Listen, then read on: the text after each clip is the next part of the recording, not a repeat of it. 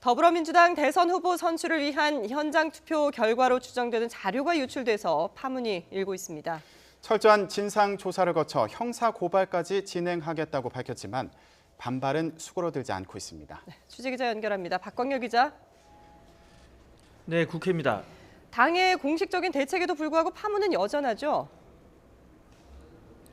네, 진상조사위를 꾸리고 불법 행위가 발견되면 형사 고발하겠다는 대책에도 각 캠프의 반발은 여전합니다. 남은 ARS 투표 등 경선 표심에 영향을 줄 수도 있기 때문인데요. 어제 끝난 민주당 경선 현장 투표 결과는 ARS 투표 등과 묶어 발표될 예정이었습니다. 하지만 문재인 전 대표가 안희정 충남지사와 이재명 성남시장을 일부 지역에서 큰 폭으로 앞섰다는 내용의 파일이 SNS로 어제 저녁부터 퍼지기 시작했습니다.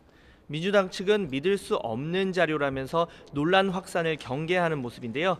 개표 결과는 밀봉된 상태로 중앙당 선관위에 왔고 어깨 너머로 본 정도 수준이라고 해명했습니다. 하지만 사실 여부를 떠나 투표에 영향을 줄 수 있는 내용이 퍼진 것 자체가 문제라는 지적입니다. 안 지사 측은 문건 작성자, 이를 보도한 지역 언론, 메신저로 문건을 전파한 사람들에 대한 수사를 의뢰하라고 당 선관위에 촉구하는 한편 추미애 당대표의 공식 사과를 요구했습니다.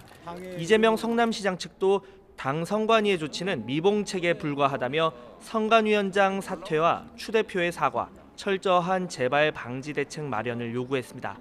문 전 대표 측도 확인되지 않은 정보가 돌아다니는 점에 유감을 표시했는데요. 그러면서도 축제의장이 된 민주당 경선이 이번 일로 분위기가 흐려져서는 안 된다고 선을 그었습니다. 일부에서는 특정 캠프가 유출에 개입한 것이 아니냐는 의혹도 나오고 있는데요. 후보들은 현장 투표 무효화나 경선 보이콧 등은 고려하지 않은 가운데 당 선관위 조사 결과를 주시하고 있습니다. 네, 다른 당은 일제히 공세에 나섰죠. 네, 당 지지율 고공행진 속 200만 명이 넘는 선거인단을 꾸렸던 민주당의 이번 파문에 나머지 세 당은 패권주의의 산물이 아니냐면서 비판에 나섰습니다. 자유한국당 정우택 원내대표는 자기 당 대선 후보 투표조차 관리 못하는 당이 어떻게 국가를 운용하겠다는 건지 의심스럽다고 지적했습니다. 만일 위법 행위가 있으면 법적 책임도 엄중히 물어야 한다고 강조했습니다. 국민의당 역시 포문을 열었습니다. 주승용 원내대표는 유력 후보의 대세론을 이끌기 위한 계획적 유출이라는 항의가 거센 것으로 알고 있다면서 그런데도 민주당은 근거 없는 자료로 일축만 한다고 지적했습니다. 동시에 국민의당 스스로도 경선 과정에서 네거티브 공세를 자제하고 투표를 공정하게 진행해야 한다는 목소리도 함께 나오고 있습니다.